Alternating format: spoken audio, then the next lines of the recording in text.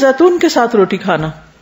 انس رضی اللہ عنہ روایت کرتے ہیں کہ نبی صلی اللہ علیہ وسلم سعد بن عبادہ رضی اللہ عنہ کی طرف تشریف لے گئے تو انہوں نے روٹی اور روغن زیتون پیش کیا، چنانچہ آپ نے اسے تناول فرمایا، یعنی روٹی کو زیتون میں بھگو کے کھا لیا. مکھن. سلیم بن عامر نے بسر کے 2 بیٹوں سے روایت کیا جو قبیلہ بنو سلیم سے تھے. انہوں نے بیان کیا کہ رسول اللہ صلی اللہ علیہ وسلم ہمارے تشریف لائے تو ہم نے آپ کی خدمت میں مکھن اور کھجور پیش کی. آپ مکھن اور کھجور پسند فرمایا کرتے تھے. اب بھی بعض لوگ کھجور کی گٹے نکال کے اس کے اندر مکھن ڈال لیتے ہیں. پنیر اور گھی. ابن عباس کہتے ہیں کہ ان کی خالہ ام حفیظ رضی اللہ عنہا نے نبی صلی اللہ علیہ وسلم کی خدمت میں پنیر، گھی اور گوہ ہدیہ بھیجا. آپ نے پنیر اور گھی میں سے تناول فرمایا، یعنی لے لیا، لیکن گوہ پسند نہ ہونے کی وجہ سے چھوڑ دی. عبداللہ بن عمر کہتے ہیں کہ تبوک میں نبی صلی اللہ علیہ وسلم کو پنیر پیش کیا گیا. آپ نے چھری منگوائی، بسم اللہ پڑھ کر اسے کاٹا اور پھر آبویسلی اسے کھایا. سرید. رسول اللہ صلی اللہ علیہ وسلم نے فرمایا عائشہ رضی اللہ عنہا کی فضیلت تمام عورتوں پر ایسی ہے جیسے تمام کھانوں پر سرید کی فضیلت. سمرہ بن جندب کہتے ہیں ایک مرتبہ رسول اللہ صلی اللہ علیہ وسلم کی خدمت میں سرید کا ایک پیالہ لایا گیا تو ظہر تک اسے لوگ کھاتے رہے. ایک قوم کھاتی، وہ چلی جاتی، دوسری آ جاتی، یہ سلسلہ چلتا رہا. کسی آدمی نے ان سے پوچھا کیا اس پیالے میں برابر کھانا ڈالا جا رہا ہے؟ آپ نے فرمایا تمہیں تعجب کس بات پر ہو رہا ہے؟ یہ نہیں بڑھ رہا مگر وہاں سے، اور آپ نے آسمان کی طرف اشارہ کیا، یعنی اللہ کی طرف سے برکت نازل ہو رہی ہے اس میں. دلیا. انس کہتے ہیں میری والدہ ام سلیم نے ایک مد جو لے کر ان کو کوٹا، ان کا خطیفہ یعنی ان کو دودھ میں ملا کے پکایا. ان کے پاس جو گھی کا ڈبہ تھا اس میں سے اس پر سے گھی نچوڑا، پھر مجھے نبی صلی اللہ علیہ وسلم کی خدمت میں بھیجا. حلوہ. عبداللہ بن بسر کہتے ہیں کہ رسول اللہ صلی اللہ علیہ وسلم میرے والد کے ہاں تشریف لائے. کچھ دیر ٹھہرے، میرے والد نے آپ کو کھانا پیش کیا، انہوں نے کھایا. انہوں نے ذکر کیا کہ وہ کھانا ایک خاص قسم کا کھانا جو کھجور، پنیر، گھی وغیرہ کا مرکب تھا وہ لایا گیا. پھر مشروب وہ لائے جو آپ نے نوش فرمایا، یعنی وہ جو حلوہ تھا وہ کس سے بنا ہوا تھا؟ جو کا آٹا، کھجور کا میٹھا اور پنیر اور گھی اس میں ڈلا ہوا تھا. اب اس میں بھی دیکھیں ساری چیزیں کتنی ہیلدی ہیں، میدا اور چینی اور اس کا نہیں بنا ہوا تھا. حضرت عائشہ کہتی ہے کہ ایک دفعہ نبی صلی اللہ علیہ وسلم گھر تشریف لائے، ہانڈی پک رہی تھی، آپ نے کھانا طلب فرمایا تو گھر میں جو پہلے سے موجود سالن تھا وہ آپ کو دیا گیا روٹی کے ساتھ. آپ نے فرمایا کیا میں نے گوشت پکتے ہوئے نہیں دیکھا؟ یعنی کہ میں نے دیکھا کہ ہنڈیا میں گوشت پک رہا ہے تو آپ لوگ مجھے یہ کھانا دے رہے ہو. عرض کیا دیکھا ہے، لیکن وہ گوشت تو بریرہ کو صدقے میں ملا ہے اور انہوں نے ہمیں ہدیے کے طور پر دیا ہے. آپ نے فرمایا اس کے لیے وہ صدقہ ہے لیکن ہمارے لیے ہدیہ ہے، یعنی ایسا گوشت کھایا جا سکتا ہے.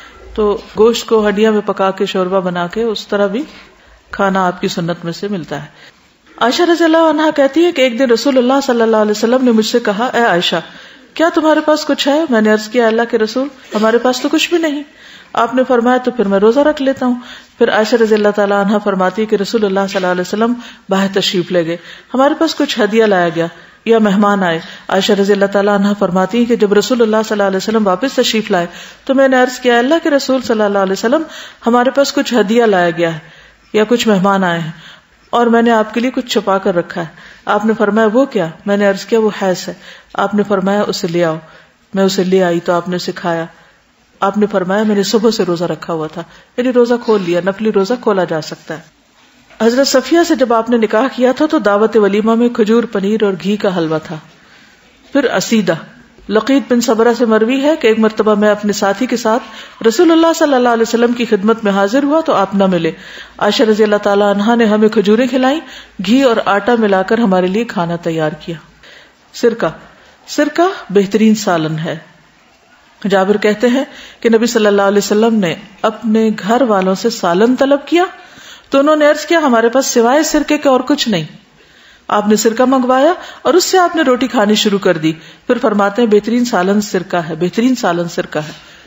اچھا ہمارے ہاں اس بات کا کوئی کانسیپٹ ہی نہیں کہ اولیو آئل یا سرکہ سالن بھی ہو سکتا ہے، یہ اس کو سالن کہا جا سکتا ہے. جابر کہتے ہیں کہ جس وقت سے میں نے نبی صلی اللہ علیہ وسلم سے سنا مجھے سرکے سے محبت ہو گئی، یعنی جب آپ نے کہا سرکہ بہترین سالن ہے مجھے سرکے سے محبت ہو گئی. طلحہ کہتے ہیں میں نے بھی جابر سے جس وقت سے یہ حدیث سنی مجھے بھی سرکے سے محبت ہو گئی. ہم میں سے کس کو ہوئی؟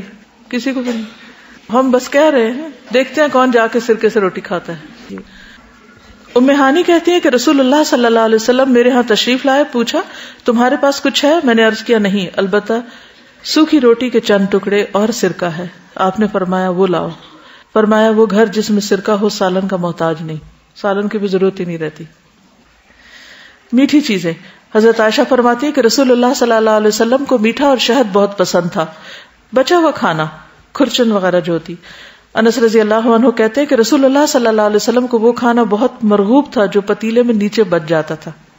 مشروبات. انس کہتے ہیں کہ میں نے اپنے اس پیالے سے رسول اللہ صلی اللہ علیہ وسلم کو پینے کی تمام چیزیں، شہد، نبیذ، پانی اور دودھ پلایا. حضرت انس آپ کے خادم تھے تو کہتے ہیں کہ اس پیالے میں نے آپ کو مختلف چیزیں پلائی ہیں. ٹھنڈے میٹھے شربت. عائشہ رضی اللہ عنہا سے مروی ہے کہ رسول اللہ صلی اللہ علیہ وسلم کے نزدیک سب سے پسندیدہ مشروب وہ ہوتا جو میٹھا اور ٹھنڈا ہوتا، برف نہیں ہوتی تھی اس دور میں. دودھ.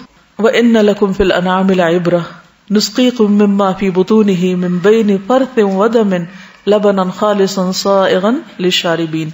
نیز تمہارے لیے چوپایوں میں بھی نشان عبرت موجود ہے، ان کے پیٹوں میں غذا کا فضلہ اور خون موجود ہوتا ہے، اور ان دونوں چیزوں کے درمیان سے ہم تمہیں خالص دودھ پلاتے ہیں جو پینے والوں کے لیے خوشگوار ہوتا ہے. دودھ مکمل غذا ہے، لیکن آج کل کے بچے ان کو دودھ سے اسمیل آتی. ایک حد تک وہ کہتے بھی ٹھیک ہی ہیں، آتی بھی ہے. عام طور پر بچے دودھ پینے میں مشکل کرتے ہیں تو ان کو مختلف طرح کے ملک شیک بنا کے دیے جا سکتے ہیں، جو فروٹ ان کو پسند ہو، جیسے کیلا اگر پسند ہے یا کھجور ہے یا اور چیز ہے تو اس سے نسبتاً آسان ہو جاتا ہے ان کے لیے. دودھ فطرت ہے.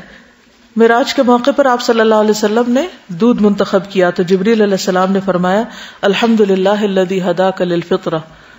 دودھ کا تحفہ لوٹایا نہ جائے. رسول اللہ صلی اللہ علیہ وسلم نے فرمایا 3 چیزیں واپس نہ لوٹائی جائیں، تکیہ، تیل اور دودھ. سفر میں دودھ پینا. برا کہتے ہیں کہ جب نبی صلی اللہ علیہ وسلم ہجرت کر کے مدینہ گئے تو راستے میں آپ کو پیاس محسوس ہوئی. اتنے میں ایک چرواہا گزرا. ابو بکر کہتے ہیں پھر میں نے ایک پیالہ لیا اور اس میں ریوڑ کی ایک بکری کا تھوڑا سا دودھ دوہا. دودھ میں نے آپ کی خدمت میں پیش کیا جسے آپ نے نوش فرمایا اور اس سے مجھے خوشی ہوئی کہ آپ نے ان کو پلایا. پھر یہ کہ رات کے وقت دودھ پینا. اکثر لوگوں کی روٹین ہوتی ہے، کہتے ہیں کہ نیند اچھی آتی ہے، اس میں بعض ایسے اجزاء ہوتے ہیں کہ نیند لاتے ہیں.